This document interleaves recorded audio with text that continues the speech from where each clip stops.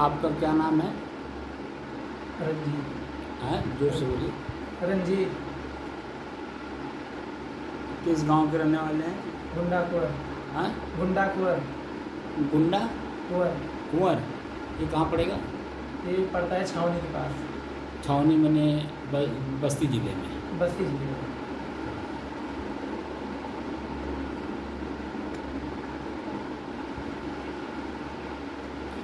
ये जो हम लोग बैठे हैं, ये क्या करने बैठे हैं मालूम है?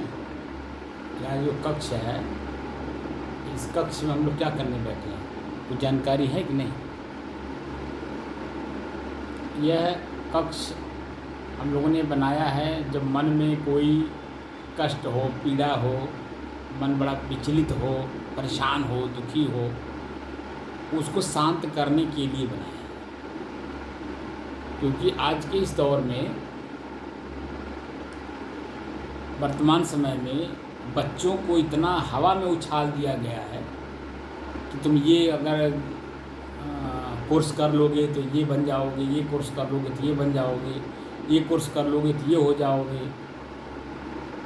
कोर्स करा करा करके भी मैं बहुत लोगों को देख रहा हूँ। हमारे पास लगभग 2007 से 2023 चल रहा ना, कैसा साल हो गया? 7 6 13 16 साल हो गया। 16 साल हो गया। 16 साल में मेरे पास बहुत बच्चे आए यहाँ ITI भी करने, भी फार्मा भी किए, यहाँ तक कि बगल में जो RCC स्कूल है, यहाँ पर ये शिक्षकों का एक कोर्स चलता है BTC का, ठीक है, उसको भी लोगों ने हमारे पास रह के किया। लेकिन मैंने देखा कि कोर्स तो बच्चे किए, ठीक है, ITI भी किए और यहाँ से ग्रेजुएशन भी किए बच्चे रह करके, पॉलिटेक्निक भी किए यहाँ से रह करके, लेकिन मैंने किसी बच्चे को सक्सेस नहीं देखा। 2023 चल रहा, 2007 से बच्चों को खाली हम लोगों को हवा में उछाल दिए। हवा में उछालने का मतलब जानते हैं?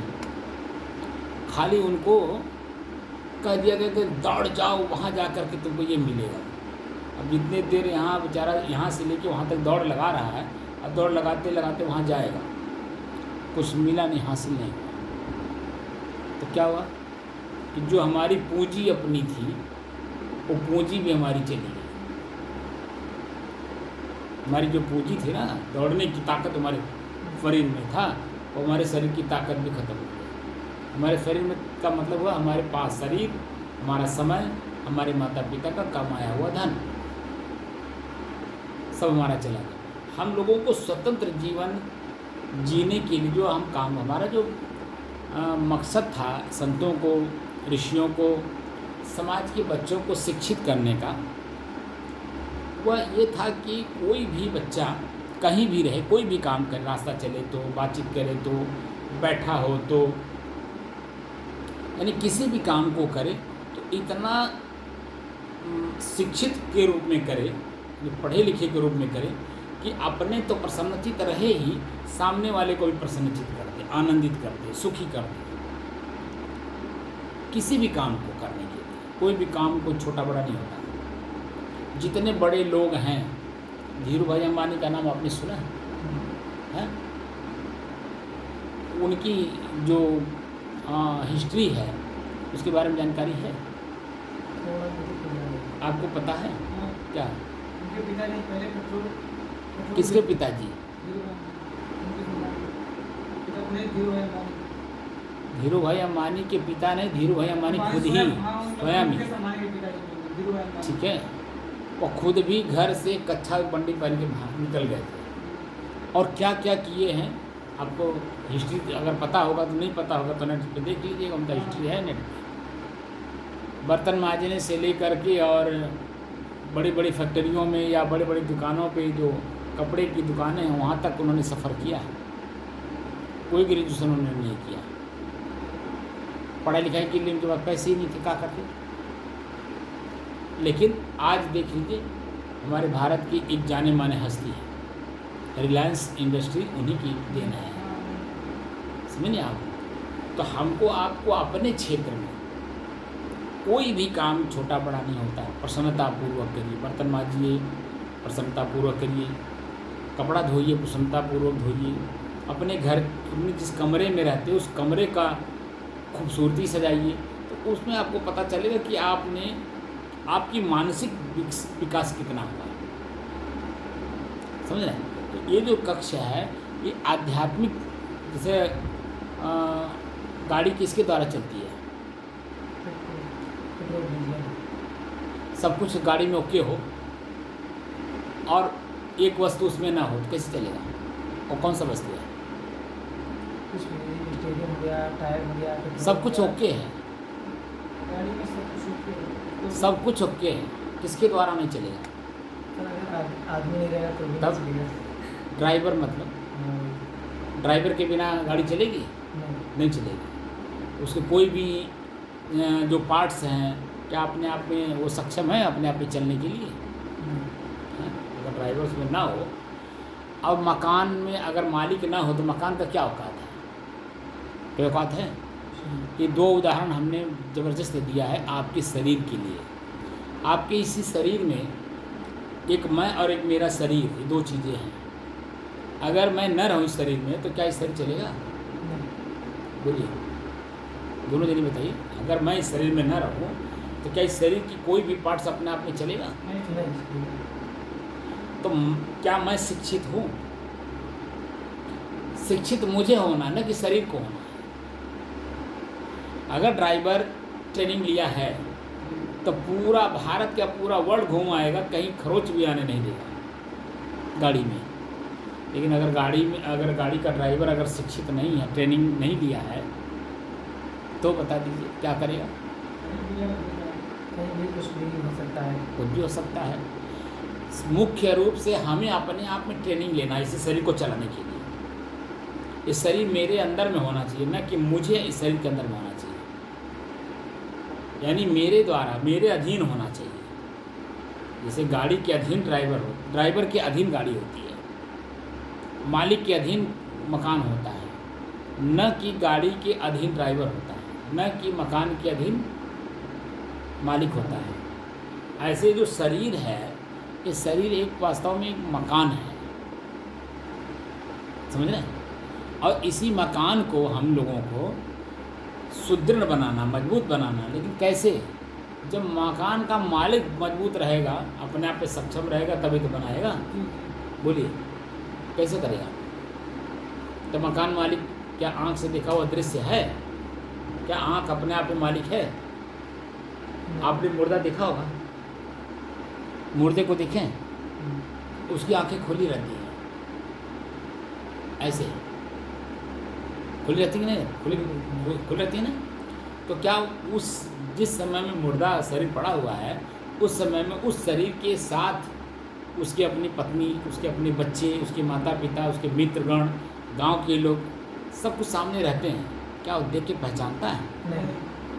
नहीं पहचानता। नहीं। वो पहचानने वाला कौन था? उसका प्रयोग करने वाला कौन था? वही तो गाड़ी पर से उतर गया, यानी शरीर रूपी गाड़ी पर से उतर गया। और जब उतर गया तब क्या होगा? आंखें न देखेंगी, ना कान सुनेगा, ना आँख पहचानेगी, क्योंकि इन सब का प्रयोग करने वाला जो अलग से था वो निकल गया। अध्यात्म वास्तव में इसी का पहचान कराता है, समझ रहे हैं?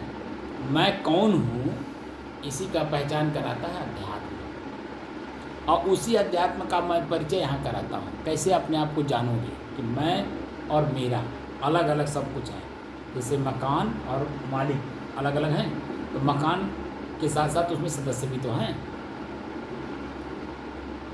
मकान मालिक दो हो गए, और मकान मालिक के साथ सदस्य भी हैं कि नहीं?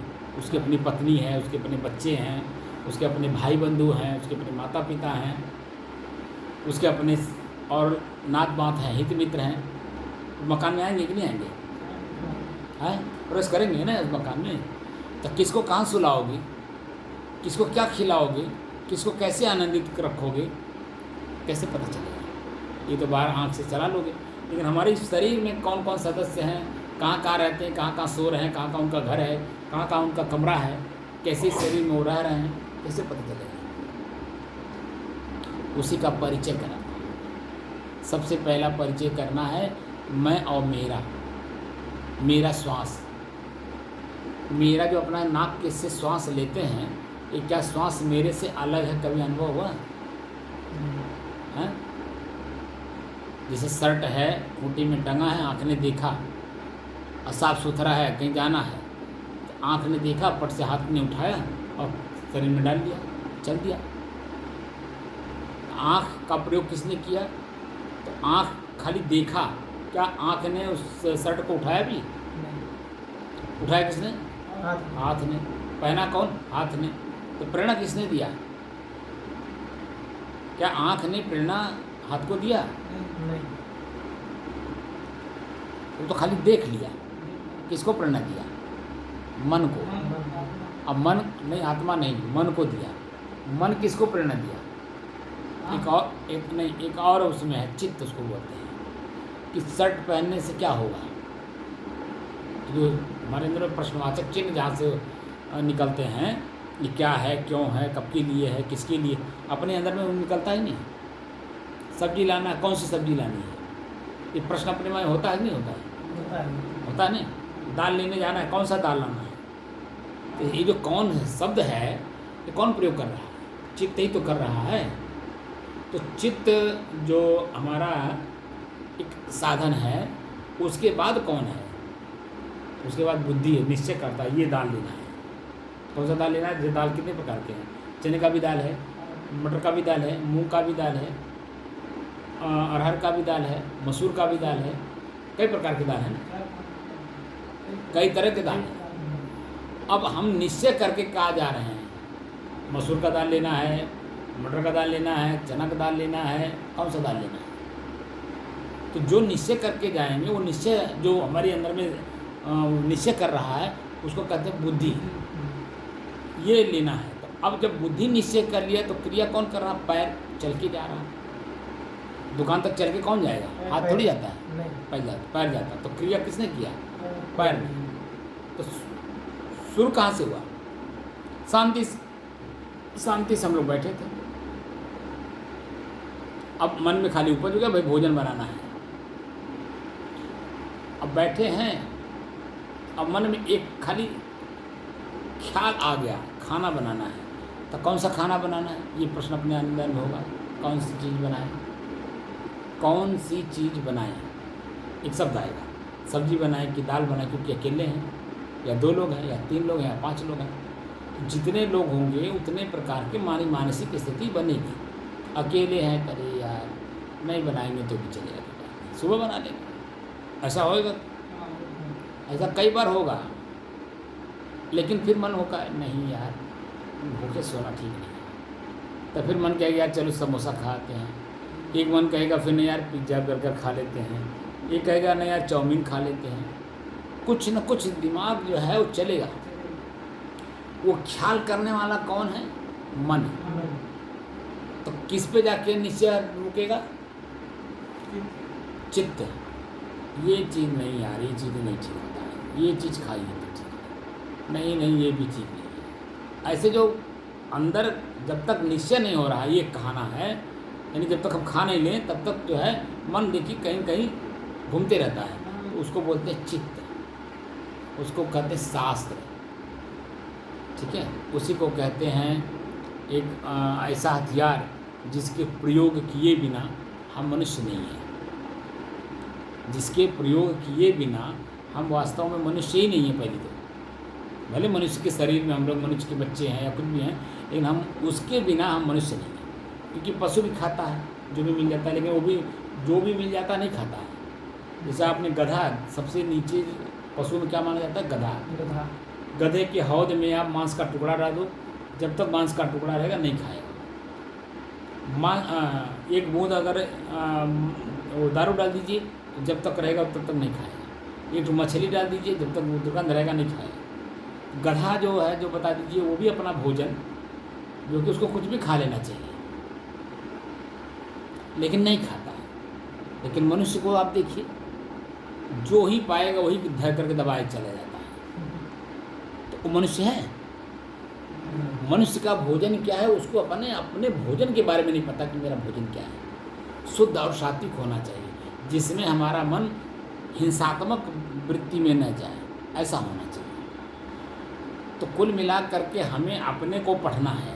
तो कैसे पढ़ेंगे? उस पढ़ने की पढ़ाई में ऐसे सिखाता हूँ, क्योंकि देखिए दो हमारे यहाँ भारतीय संस्कृति में दो चीज़ें थी, ज्ञान और प्रज्ञा, और उसी को जो है अंग्रेजों ने ला करके डाल दिया थ्योरी और प्रैक्टिकल। थ्योरी और प्रैक्टिकल कहने में हम लोग समझ जाते हैं, लेकिन ज्ञान और प्रज्ञा क्या समझ में आता है? ज्ञान का मतलब अरे यार जानकारी हो, अरे ज्ञान कर लिए कर लिए। अध्यात्म के ज्ञान हो गया, क्या हो गया? परमात्मा है, कोई कहाँ है कोई पता नहीं। जब तक प्रयोग में न आए, दिखाई ना दे, साक्षात न मेरे सामने आए, उस ज्ञान का क्या मतलब है? ज्ञान का मतलब ओनली फॉर थ्योरी, खाली जानकारी हमने कर लिया कि कोई भगवान है, कोई ईश्वर है जो पूरे सृष्टि को चला रहा है। कौन है नहीं मालूम, खाली जानकारी हमने कर लिया, फला है। हमारे कबीर साहब हैं, शंकर जी हैं, हनुमान जी हैं, राम जी हैं, देवता हैं, फलाने हैं, लेकिन कोई भी खाली हमने ज्ञान कर लिया। कहाँ से किया? किताब किसी ने दे दिया, उसमें लिखा था, हमने पढ़ लिया, लेकिन जानने की जहमत नहीं उठाई। उसी का हम प्रैक्टिकल कराते हैं कि असली कोई भगवान है या नहीं है।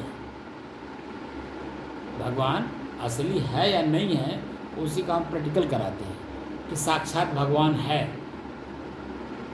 लेकिन वो कहाँ है, कौन है, कैसे है, किस रूप रंग का देखने में भी आता है या नहीं देखने में आता है, दिखाई देता भी है कि नहीं दिखाई देता है, एकदम स्पष्ट कर देता है, लेकिन थोड़ा समय लगेगा। समय इसलिए लगेगा क्योंकि हम लोगों की वृत्तियाँ दो तरफ फैली हुई हैं। एक तो समाज में हम लोगों को इतना उछाल दिया गया, इस कोर्स को करोगे तो ये तुमको नौकरी मिलेगी, इस कोर्स को करोगे तो ये नौकरी मिलेगी, और नौकरी कोई देने वाला है नहीं। प्राइवेट जॉब करोगे, प्राइवेट जॉब का क्या मतलब है? सरकारी कहीं नौकरी है? सरकारी नौकरी जो भी हैं वो आजकल प्राइवेटीकरण करने में लगे हुए हैं लोग। तो हम सरकारी नौकरी के लिए कोर्स कर रहे हैं या प्राइवेट जॉब के लिए? प्राइवेट जॉब तो हम कैसे भी चले जाए, कहीं भी चले जाए, पैसा मिल जाएगा। हम अपना काम जो भी हम जानते हैं उसको कहीं भी प्रयोग करेंगे तो हमको शाम तक 500 रुपये मिल जाएगा। कोई ज़रूरी है कि कोर्स करा तो हमको वो दे देगा? कुछ नहीं देगा, कहीं नहीं देगा। हमको स्किल इंडिया का जो प्लानिंग है वो है शिक्षित करना, यानी अपने कार्य को अपने घर में ही करिए, अपना देख करके करिए, जैसे भी करिए, लेकिन एक अलग अंदाज में करिए। तब आपकी पढ़ाई लिखाई का मूल मंत्र ये है कि आप जो भी काम करिए सुचारू रूप से करिए, अच्छे से करिए, ढंग से करिए, देख के करिए, जान के करिए और समझ के करिए। इसीलिए पढ़ाया जा रहा है। रास्ता चलिए, बात करिए। बात भी करने के लिए देखिए तरीके अलग अलग हैं। का हो, कहाँ गए थे, कार्य कहाँ गए थे, कार्य कहाँ गए लले।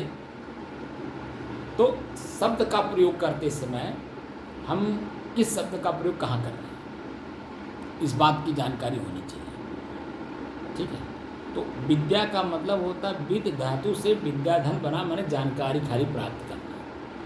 तो और ये जो हमने यहाँ लैब में, ये वहाँ बाहर लिखा भी होगा लैब, वहाँ लिखा भी नहीं लैब, अंग्रेजी में लैब लिखा है और हिंदी में साधना कक्ष लिखा हुआ है। तो यहाँ लैब का मतलब टेस्टिंग, आपका मन शांत कितना है, क्योंकि कोई भी काम बिना शांत मन हुए किया नहीं जा सकता, संभव नहीं है। आप मान लें लिखने ही बैठे, अब आपका मन चंचल हो, इधर उधर जाता हो, आप लिखने मन लगेगा? ये पहली लाइन लिखे, दूसरी लाइन भूल जाओगे, तीसरी लाइन में चले जाओगे। तीसरी लाइन लिखे तो अरे यार बीच वाला छूट गया, फिर उसके बाद होगा ही, क्योंकि चंचल मन से कर रहे होगे ना। और मैं चाहता हूँ कोई भी काम एकाग्र मन से करें। एकाग्र का मतलब होता है लगातार, जब तक वो काम पूरा ना हो जाए दूसरे काम को छूइए मत, उसको बोलते हैं एकाग्रता। अंग्रेजी में क्या बोलते हैं? कंसंट्रेशन। कंसंट्रेशन हुए बिना आप किसी काम में सफलता प्राप्त करेंगे? आप छावनी से चल करके आए और एक लक्ष्य बना के आए और कंसंट्रेट हुए तभी तो बस्ती पहुँचे। अब बीच में कहीं कप्तानेगंज रुक गए, महाराजागंज रुक गए, गोटवे रुक गए, तो बस्ती कैसे पहुँचोगे? तो 1 घंटे में जो हमें बस्ती पहुँचना है छावनी से, वो हमारा दिन भर लग जाएगा, क्योंकि हम कई जगह रुकते आ रहे हैं, अब पहुँचना 1 घंटा में है। तो कैसे होगा हमारा काम? जो वहाँ 1 घंटे में पहुँच करके करना है और सार्थक हो जाएगा, वो दूसरे दिन या 1 घंटा बाद पहुँचे मिलेगा? कुछ न कुछ बाधाएं आ जाएंगी। इसीलिए जो लक्ष्य बनाइए, जिस भी लक्ष्य को बनाइए, उसी लक्ष्य को लगातार करिए, तब जीवन का असली आनंद मिलेगा। जीवन का असली आनंद मिलेगा, नहीं मन प्रफुल्लित रहेगा, आनंदित रहेगा। जिससे भी मिलेंगे, बाबू भैया काका दादा कह के मिलेंगे, एक अच्छे शब्द का प्रयोग करेंगे, एक जो व्यवहारिक शैली है जीवन जीने की, उसका पूरा प्रयोग करेंगे, तो जीवन हमारा किसी के साथ कभी द्वेष नहीं होगा, कभी झगड़ा नहीं होगा, कभी झंझट नहीं होगा। तो क्या है, हम अपने आप को बचा करके ले आएंगे। कुशलता का मतलब होता है अपने आप को, जैसे हम थे घर के बाहर निकले और वैसे ही वापस आए, कहीं झगड़ा नहीं हुआ, कहीं चोट नहीं लगा, कहीं मतलब कांटा नहीं गड़ा, कहीं खरोच नहीं आई, यानी जैसे हम घर से निकले थे वैसे वापस आए, उसको बोलते हैं सकुशलता। हम लोग घर से निकलेंगे, अपनी आश्रम से निकलेंगे, स्कूल जाएंगे, कब कहाँ कौन सा शब्द लड़का बोल देगा, आप उसके प्रतिक्रिया में कौन सा जवाब दे दोगे, क्या हो जाएगा, कौन पता है? तो पता है, इसीलिए मैं सिखाना चाहता हूँ कि बैठो 1 घंटा बैठोगे, ये इस सार्थकता जो है जीवन का हो जाएगा। 1 घंटा ही जो है ना आपके लिए बहुत है, बाकी 23 घंटा तो आपके पास ही है। पढ़ाई करिए, लिखाई करिए, जो कुछ वहाँ सीखिए उसको आ करके अपना प्रयोग करिए। अरे अपने बनाना, अपने खाना, अपने पढ़ना लिखना है। और 1 घंटा यहाँ बैठने से आपके उसमें ये प्लस हो जाएगा, हमारी ज़िंदगी किस काम को कैसे करना है। जिस समय में हम जहाँ पर हों, जैसे हम लोग वहाँ से चल के आते हैं, देखिए हम प्रसन्न मुद्रा में आते हैं, यहाँ से चल के जाएंगे प्रसन्न मुद्रा में रहेंगे, तो क्या कहीं पैर के नीचे चींटी नहीं मरेगी, चूटा नहीं मरेगा, सांप नहीं आएगा, गोजर नहीं आएगा, गड्ढे में नहीं गिरेगा पैर, कांटा नहीं गड़ेगा, क्योंकि हम देख के चल रहे हैं। इतने दूर में ही वहाँ से यहाँ आने में 100 मीटर होगा, 100 मीटर होगा कि नहीं होगा? होगा। 100 मीटर यहाँ तक आए तो 100 मीटर में ही अगर हम ऊपर देख के चलेंगे, चंचल मन से चलेंगे ऐसे करके, तो क्या होगा, कहीं गड्ढा में गिर जाएगा, कहीं ठेस लग जाएगा, क्योंकि देखिए ऊबड़ खाबड़ ज़मीन है, बारिश हुई है, बारिश हुआ है, वो मट्टी गीली है, कहीं पैर में फिसल जाएगा, गिरी पड़े, यानी कुछ न कुछ घटना जरूर घट जाएगा अगर सावधान नहीं है, सतर्क नहीं है तो सतर्कता कौन करता है? शरीर अपने आप में नहीं बरतता है, इस शरीर को चलाने वाला ड्राइवर जो इसमें बैठा हुआ है वो कर पड़ता है, क्योंकि शरीर गिरेगा, किसका गिरेगा? मेरा स्वयं का। चोट खाएगा कौन खाएगा? मेरा शरीर खाएगा, तो उसका कष्ट कौन भोगेगा? मुझे भोगना पड़ेगा। शरीर मेरा है, मेरे से अलग है, लेकिन जैसे मान लीजिए गाड़ी और ड्राइवर दोनों अलग अलग हैं, कहीं एक्सीडेंट हुआ, भले जानवर ड्राइवर को चोट ना आवे, लेकिन कष्ट उसको झेलना पड़ेगा कि नहीं? जब तक गाड़ी अपने उस रोप में नहीं आ जाए तब तक उसका वो चलना दूभर हो जाएगा कि नहीं हो जाएगा? हो जाएगा। वही हाल हमारा है, कांटा गड़ेगा तो पीड़ा किसको होगी? हमें स्वयं होगी। ठेस लगेगा, खून निकलेगा, उंगली फटेगी, किसकी होगी? हमारी स्वयं की होगी। लेकिन अब वही हम देख के चलें तो नहीं होगा। तब हम वही चाहते कि देख कर, जान कर और समझ करके काम करिए, कोई भी काम करिए, तब आपकी सार्थकता आपके जीवन का होगा। तो उसके प्राप्त करने के लिए हमें 1 घंटा अभ्यास करना है खाली। मेरा श्वास मेरे से अलग है, आँख बंद करिए और अपने इस श्वास को अपने से अलग होकर के देखिए, मेरा श्वास कैसे चल रहा है। क्या करना है? आँख बंद करिए और अपने श्वास को अपने से अलग होकर के देखेंगे। कैसे दिखाई देंगे? क्या अपना श्वास अपने इस आँख से दिखाई देगा? नहीं। तो क्या करना होगा? आँख बंद करिए, महसूस करिए कि मेरा श्वास कैसे चल रहा है।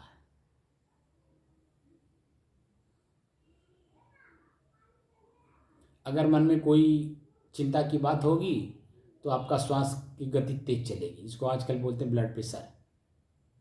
अगर मन में कोई बात नहीं होगी, मन शांत होगा तो सामान्य चलेगा।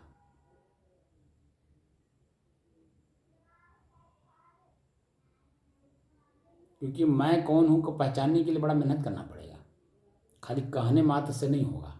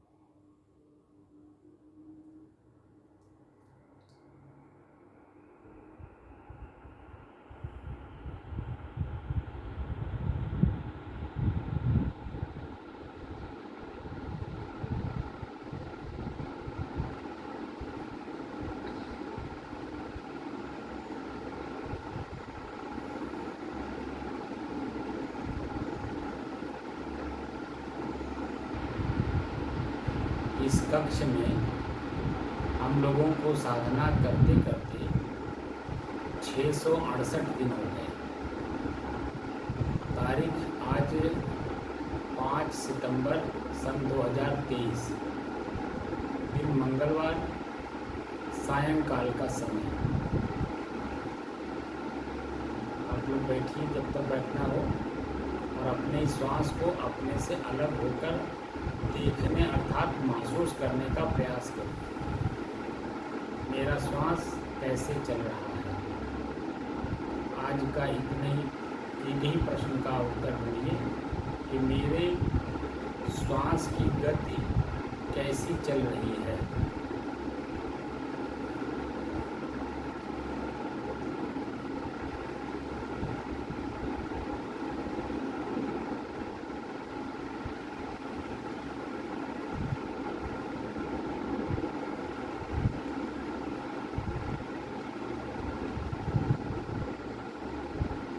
शब्द के रूप में अगर मैं बताऊं तो 5 मिनट में ही आत्मा, परमात्मा, ब्रह्म, खुदा, घाट सबको मैं बता दूँ, लेकिन उसकी अनुभूति नहीं होगी। इसलिए अनुभव करने की दृष्टि से एक एक पॉइंट आप चलेंगे तो धीरे धीरे इसका ज्ञान होगा।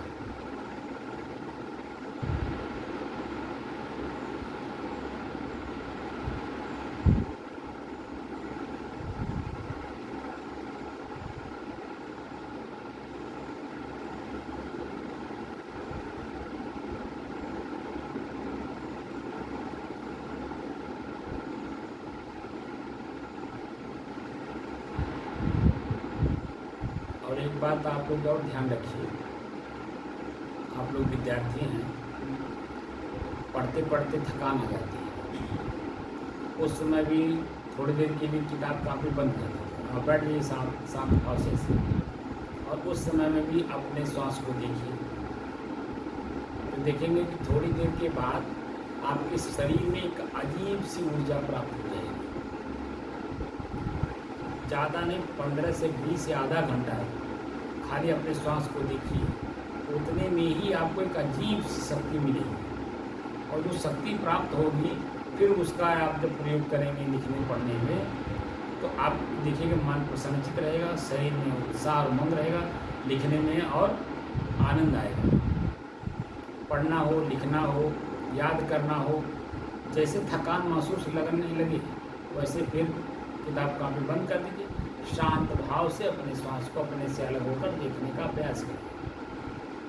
और इसका उपयोग ऐसे करिएगा जैसे हम लोग प्रतिदिन भोजन करते हैं या स्नान करते हैं या कपड़ा धोते हैं या अपने घर में झाड़ू लगाते हैं, जैसे प्रतिदिन करते हैं वैसे ही प्रतिदिन ये काम आप सुबह शाम जब भी समय मिल जाए 10 मिनट 15 मिनट जरूर करते रहिए। अभ्यास करते करते ही जब में किसी चीज़ में पारंगत हुआ जा सकता है। अगर अभ्यास ही नहीं है, कुछ भी आप जान लीजिए, कुछ भी सीख लीजिए, कुछ दिन के बाद वो भूल जाता है। समझ रहे हैं? इसलिए ये ऐसी चीज़ है, ये एक दिन के करने से कुछ नहीं होगा। आप जब भी समय मिल जाए, मान लीजिए यहाँ 1 घंटा बैठना है, यहाँ मान लीजिए बैठ गए, समय मिल गया तो ठीक है, लेकिन मान लीजिए यहाँ समय नहीं मिला, यहाँ पर्याप्त समय नहीं मिल पा रहा है बैठने के लिए, तो अपने कमरे में ही बैठिए। जहाँ भी समय मिल जाए वहीं इसका प्रयोग करिए।